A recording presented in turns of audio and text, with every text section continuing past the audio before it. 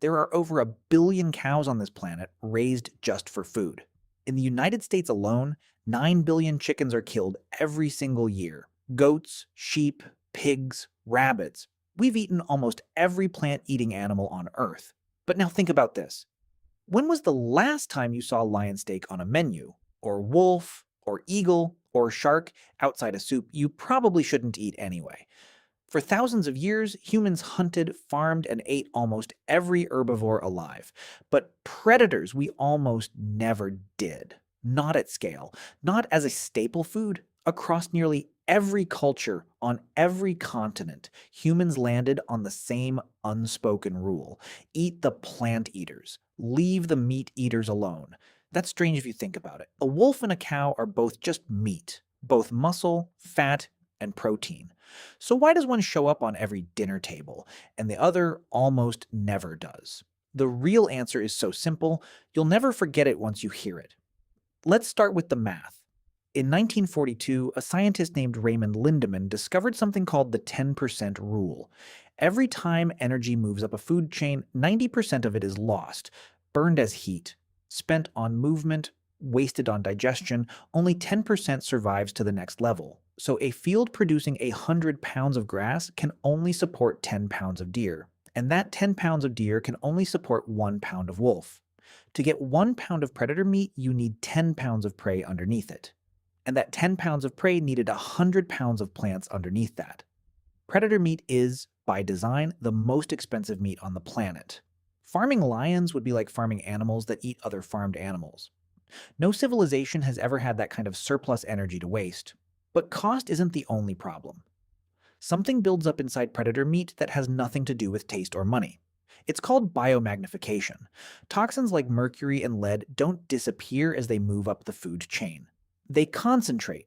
A small fish absorbs a little mercury. A bigger fish eats hundreds of those small fish and absorbs all of it.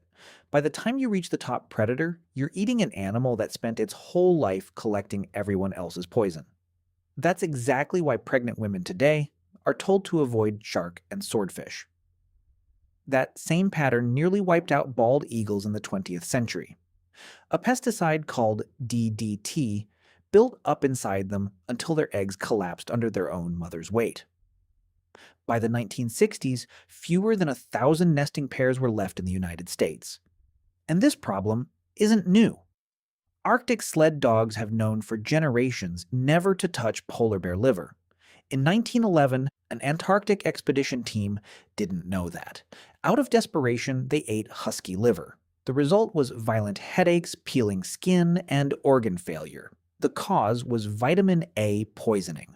Predator liver stores so much vitamin A that a single meal can be lethal to a human. There's also the taste. Predators sprint, stalk, and fight for every meal.